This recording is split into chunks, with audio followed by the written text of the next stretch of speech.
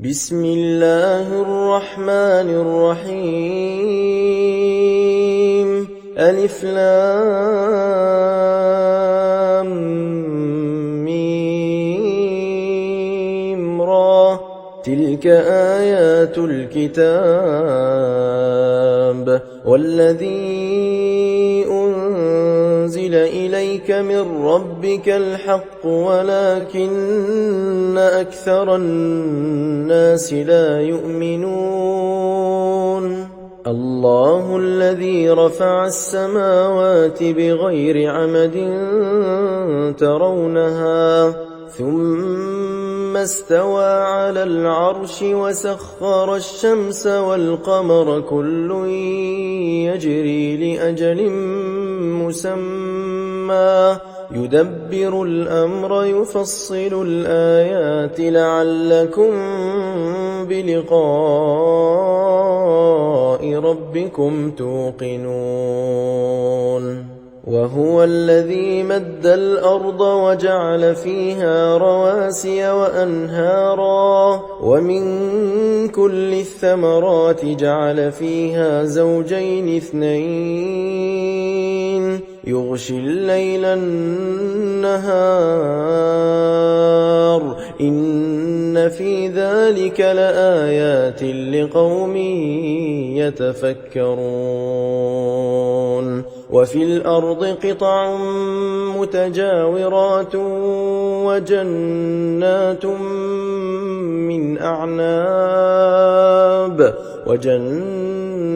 من أعناب وزرع ونخيل صنوان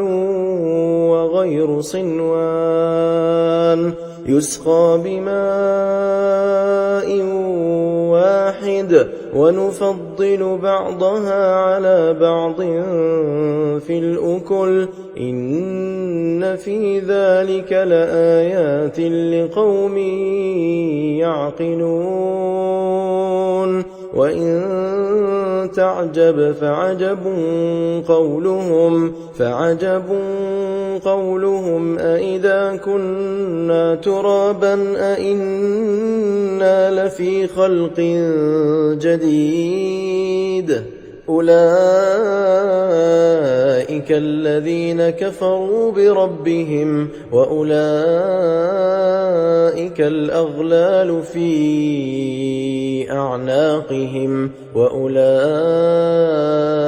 أصحاب النار هم فيها خالدون ويستعجلونك بالسيئة قبل الحسنة وقد خلت من قبلهم المثلات وإن ربك لذو مغفرة للناس على ظلمهم وإن ربك لشديد العقاب ويقول الذين كفروا لولا أنزل عليه آية من ربه إنما أنت منذر ولكل قوم هاد الله يعلم ما تحمل كل أنثى وما تغيض الأرحام وما تزداد وكل شيء عنده بمقدار عالم الغيب والشهادة الكبير المتعال سواء منكم من أسر القول ومن جهر به ومن هو مستخف بالليل وسارب بالنهار له معقبات من بين يديه ومن خلفه يحفظونه من أمر الله إن الله لا يغير ما بقوم حتى يغيروا ما بأنفسهم وإذا بقوم سوءا فلا مرد له وما لهم من دونه من وال هو الذي يريكم البرق خوفا وطمعا وينشئ السحاب الثقال ويسبح الرعد بحمده والملائكة من خيفته ويرسل الصواعق فيصيب بها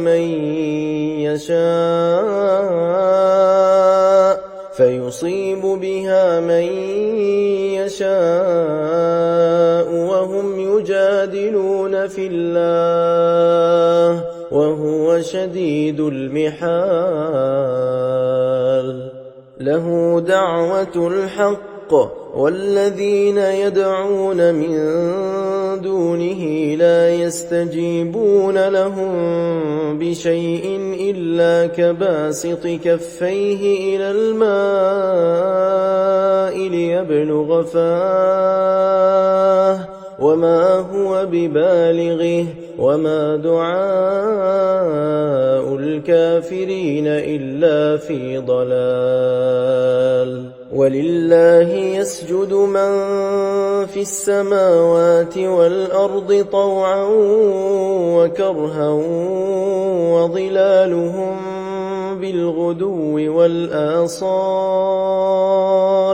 قل من رب السماوات والأرض قل الله قل أفاتخذتم من دونه أولياء لا يملكون لأنفسهم نفعا ولا ضرا قل هل يستوي الأعمى والبصير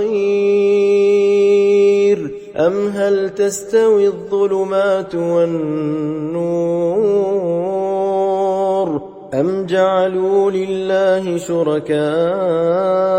خلقوا كخلقه فتشابه الخلق عليهم قل الله خالق كل شيء وهو الواحد القهار أنزل من السماء ماء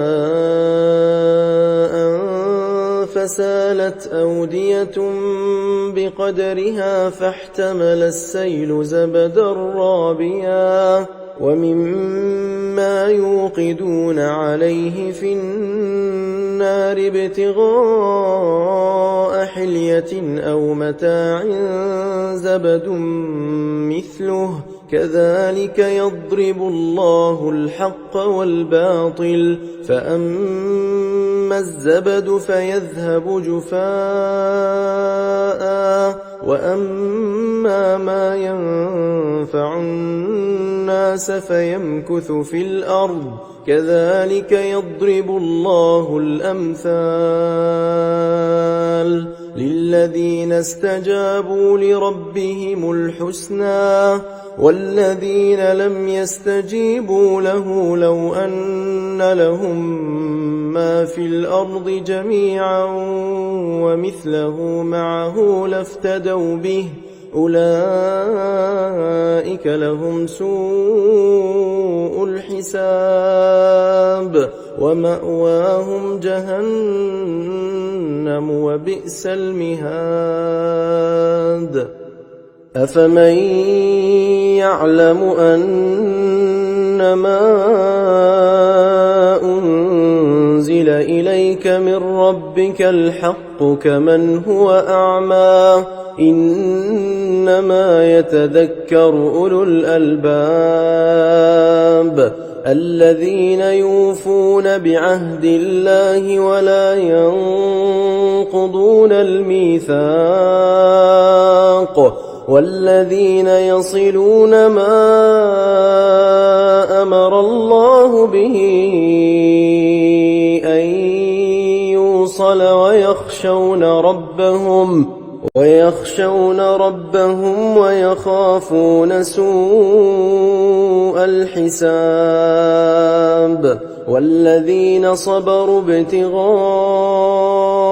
وجه ربهم وأقاموا الصلاة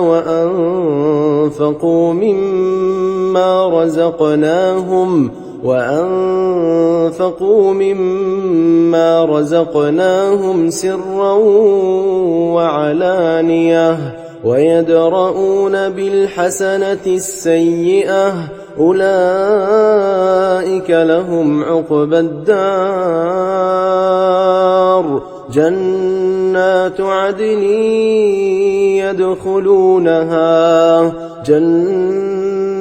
عدن يدخلونها ومن صلح من آبائهم وأزواجهم وذرياتهم والملائكة يدخلون عليهم من كل باب سلام عليكم بما صبرتم فنعم عقبى الدار والذين ينقضون عهد الله من بعد ميثاقه ويقطعون ما أمر الله به أن يوصل ويفسدون في الأرض أولئك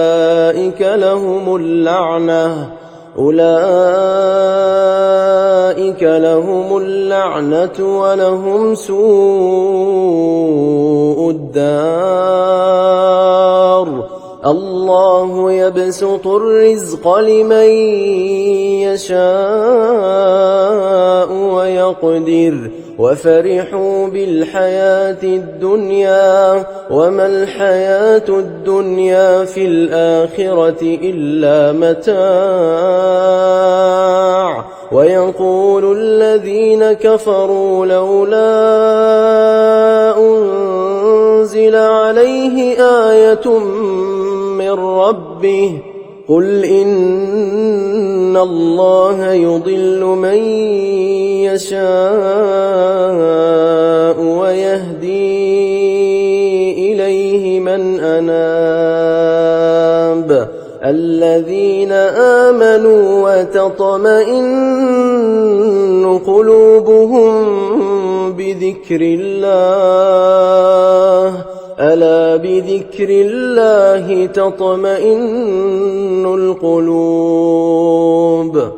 الذين آمنوا وعملوا الصالحات طوبى لهم وحسن مآب كذلك أرسلناك في أمة قد خلت من قبلها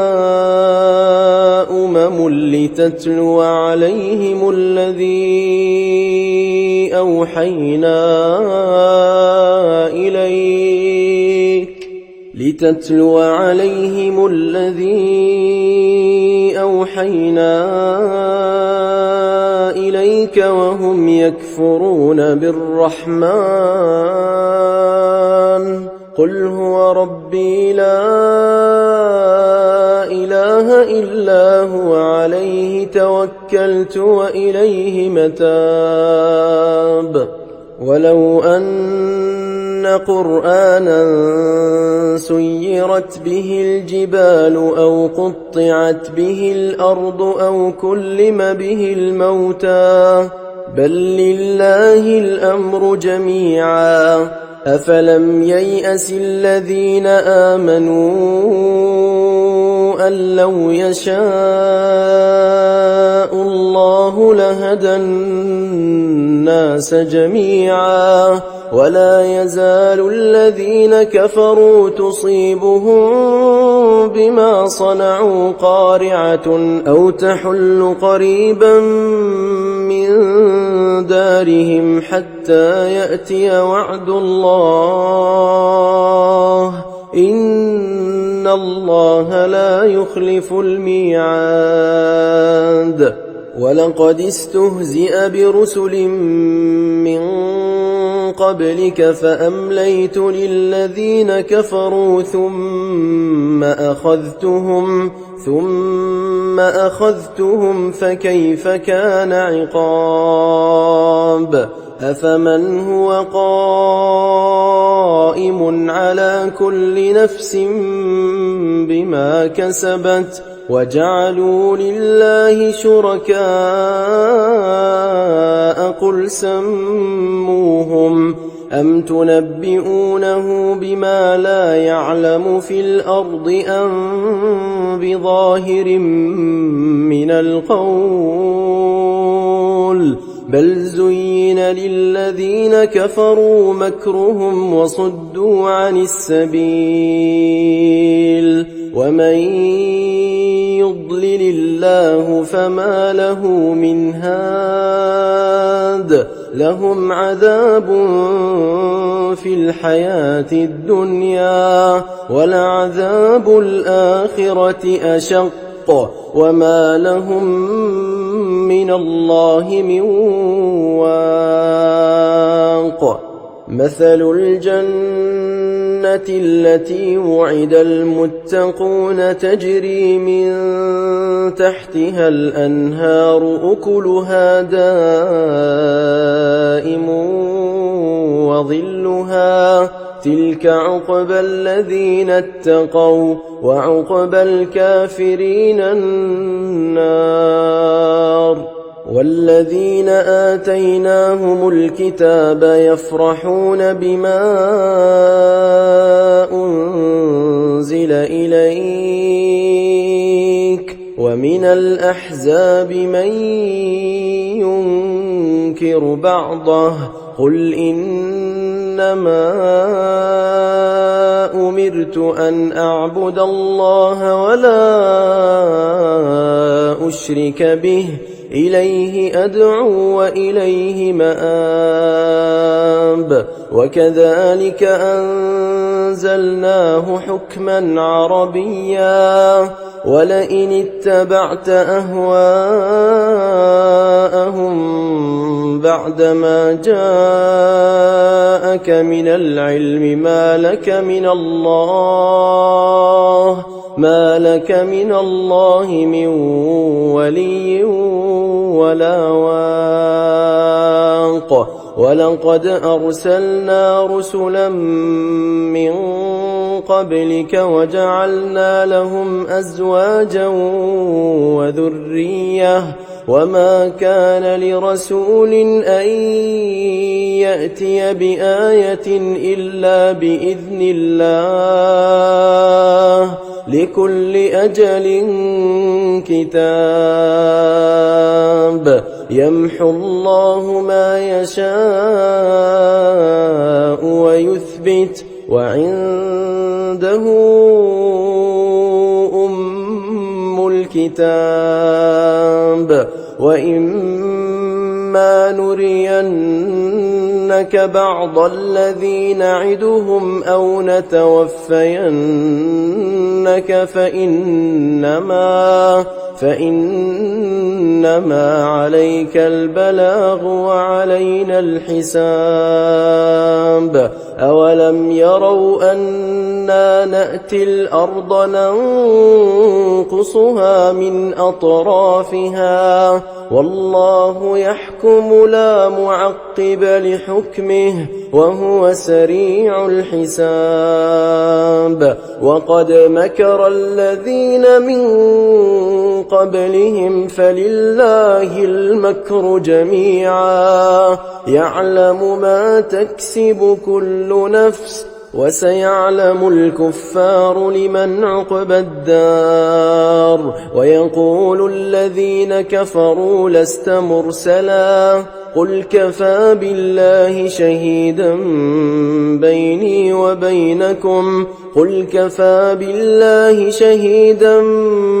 بيني وبينكم ومن عنده علم الكتاب